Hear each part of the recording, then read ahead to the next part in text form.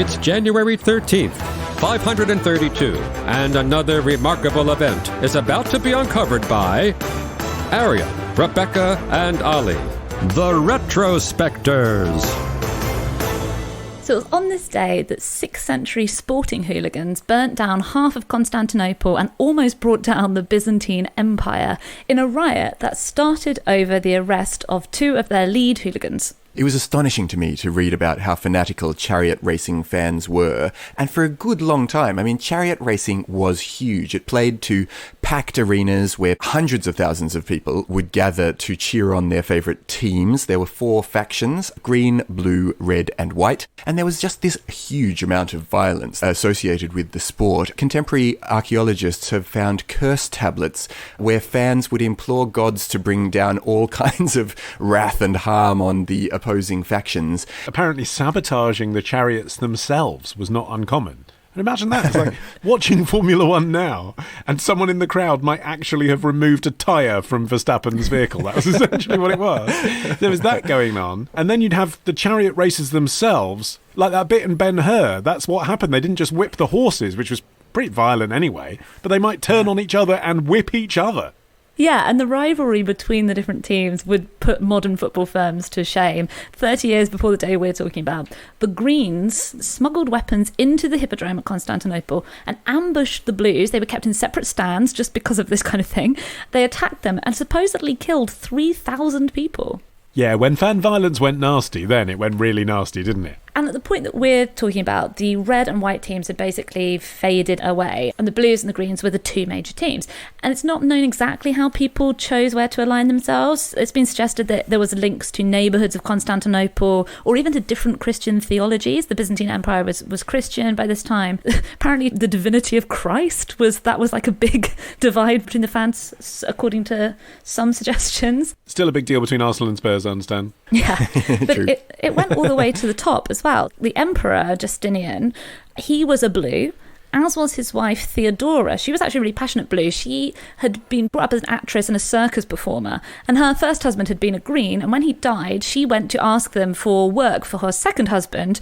They refused her, and the Blues reached out looking to, sort of humiliate the Greens with their benevolence and said, we'll give you a job. And from that day forward, she was a very passionate blue. And in case you're wondering why it's relevant 1,500 years later, we're talking about politicians and which team they were affiliated to. It's relevant because Justinian the Emperor was a blue, like Rebecca said, but then did this quite modern political thing, which is when he became emperor, he gave up talking about which team he supported, which meant that when things kicked off, as we're about to outline, the Blues and the Greens and their fans taken together could be against the imperial government. They could be against the emperor because he wasn't one of them. If only he'd stuck with being a blue, all of the blue fans would have defended Emperor Justinian because, as you said, the fan affiliation went deep into their culture. Just a quick thing about the depth of Justinian's blueness prior to his sort of slight renunciation for political reasons. John Malalassus, who was a key chronicler of the period, introduces him as follows. In appearance, he was short, with a good chest and a good nose, fair-skinned, curly-haired, round-faced, handsome, with receding hair, a florid complexion, and he was magnanimous and Christian. Full stop, he favoured the blue faction. So it was part of his very introduction as a character in the sort of chronicles of history that his allegiance was to the blue team. Okay, so let's talk about what happened on this day then. 2 ringleaders of a previous riot had escaped execution, and their supporters decided to ask for the emperor's leniency at the chariot race that was happening on this day. And this is why halftime entertainment these days cannot keep up with the whole thumbs up, thumbs down, will they live or die thing. I mean, Did Janet Jackson's nipple come out accidentally? Just cannot compete with this please spare a man's life stuff. Yeah, the kiss cam is not so exciting as death on the sand. But that's how this started. So Justinian, the emperor, was put in this position where, spontaneously, he had to decide, do I pardon these men that have been sentenced to death he actually made quite a conciliatory gesture, which was he offered to spare their life and commute their sentence to imprisonment. But probably quite surprisingly to him, he probably thought this was quite a grand gesture. The mob then demanded that he free them altogether. And at first, the crowd chanted the names of their team, blue and green, as they usually did.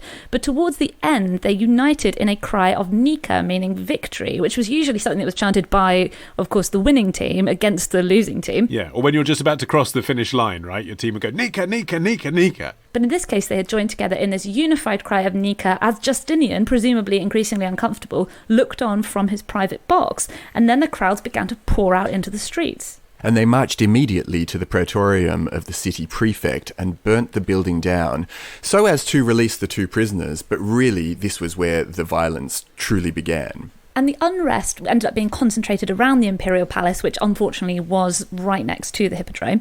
And it would continue for 5 days and nights, with fires breaking out, which ended up destroying half of Constantinople. That must have been pretty scary if you're Justinian in the palace. Because he was protected, wasn't he? Like when he realised it was all kicking off, he went next door. I mean, you say it was located, unfortunately, next to the stadium. It was convenient. For escaping to. But I guess the crowd were still fired up and densely populated in that area, weren't they? And he was locked inside. And it was at this point that Empress Theodora, his wife, said a famous thing, according to Procopius. She said, "For one who has been an emperor, it is unendurable to be a fugitive. For as for myself, I approve a certain ancient saying that royalty is a good burial shroud." And I think this was the thing that Justinian's main concern was that the Greens and the Blues had come together, but it was also his remedy, that what he decided was that the best way to get through this was to divide them again.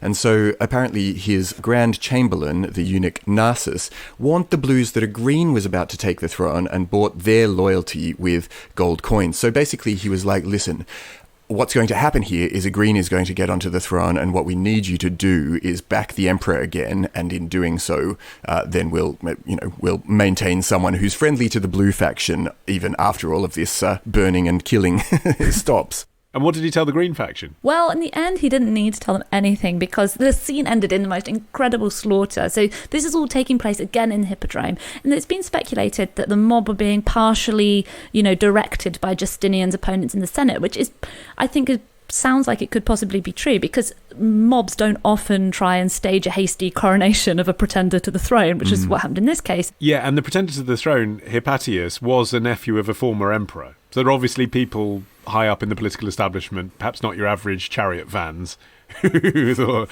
we'll mobilise this mob to get my guy in. I mean, this would make a great scene in a film because it was at this very moment where he was going to be having this sort of haphazard, hasty coronation in the Hippodrome, that Narcissus, the eunuch, turned up with his big bag of gold. He spoke to the Blues, emphasised Justinian's loyalty to them, and the leading Blues walked out of the Hippodrome. And amid this confusion, then the imperial troops stormed in and started just slaughtering every single person they could get their hands on both sides, or they're probably slightly more Greens than Blues. Hypatius was dragged from the throne, which had been placed on the imperial stand, and later, of course, executed. And yeah, overall, it was estimated that 30,000 people died in the unrest. You've got to imagine that quite a lot of those was in that final climactic scene. Not to mention the fact that Constantinople itself was in ruins. There was this massive rebuilding project to be done, which, fortunately, having stuck around and managed to survive this moment, Justinian was able to oversee, and he was then later praised for the work that he did in reconstructing the city, when arguably, actually, the whole riot was his fault in the first place because he had sort of dithered over what to do with these convicts. And the atmosphere around Justinian's reign at the time was already quite tense. The main reason for that being high taxation. Justinian had only been on the throne for a few years at this point, and his main goal was to regain the lost territories of Rome, because at this point the Western Roman Empire had fallen and the nexus of power was now the Eastern Byzantine Empire with Constantinople as its capital. And so Justinian was waging these endless and very expensive campaigns to regain, the territories in Europe and the Balkan states, etc., which made him highly unpopular, although he would rule for another 33 years and he would eventually become known as the Great because he was moderately successful in these attempts. But early on, it just felt like people were being bled of money for these endless campaigns, and he was quite unpopular. It's cool, though, that you can still go and see the Hagia Sophia in Istanbul, which was a church that was then 100 years old and was burned to the ground and Justinian rebuilt, but is still there now. It's a real connection with an event like this, which was such a long time ago. It can sound like the accounts just can't be real. But we know that this building was replacing something that was there before, because there's no other reason they would have built it like that. We know that a mob burnt that church down and the emperor had to rebuild it in a more ornate fashion. And it's still there. It's quite cool, isn't it? What colour is it? Half green, half blue. Tomorrow. That was the moment that my 2-year-old backed out of the room crying. When the eyes appear in the trees. Love the show? Support the show. Patreon.com/retrospectors. Part of the Acast Creator Network.